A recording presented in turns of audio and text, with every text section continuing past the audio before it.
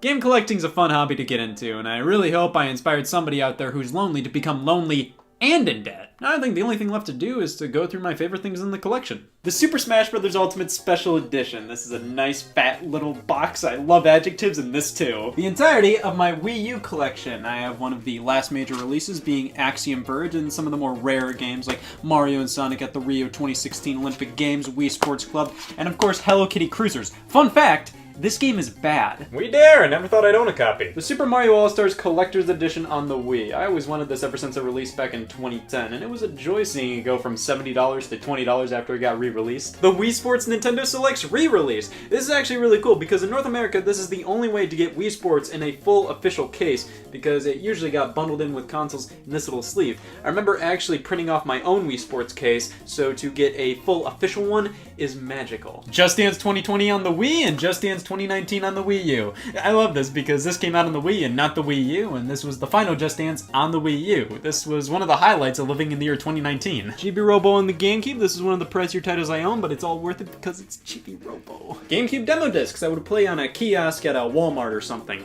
I have always wanted to feel like a Walmart. BioShock Infinite. I just have a lot of fond memories with this one. You know those games that once you're done with all your responsibilities for the day, you just run home to play through a game? That was Infinite for a good few days. BioShock and Oblivion combo pack. I didn't know this existed until I saw it for sale. I had to get it because I've never seen it before. FIFA 13. This game hit it big back in high school. Everybody was playing it. It was a huge deal.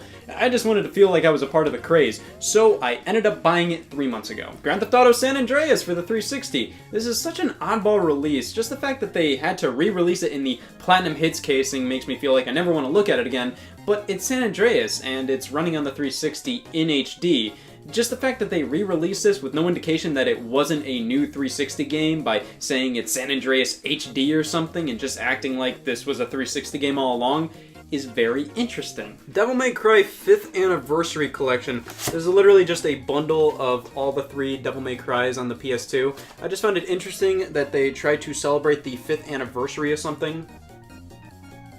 5 years is nothing. FIFA 14 on the PS2. I just like how this exists. Sonic Jam on the Sega Saturn. This was my first Sega Saturn game, and it's currently one of 2. This is such a cool, obscure Sonic game. It's a compilation of Sonic 1, 2, 3, and Knuckles, and there's a 3D overworld you can explore, and it compiles all these commercials and artwork.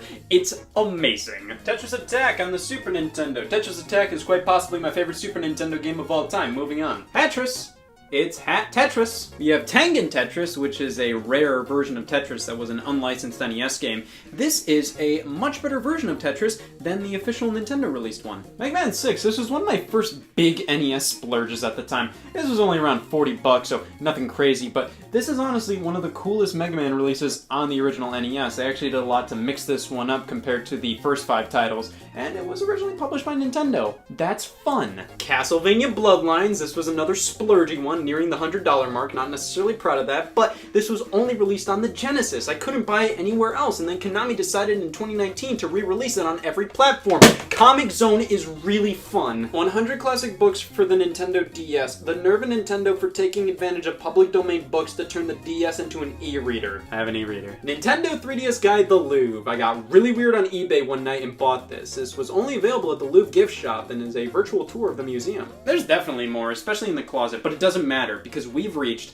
one of my favorite parts of the collection. The hairdryer box.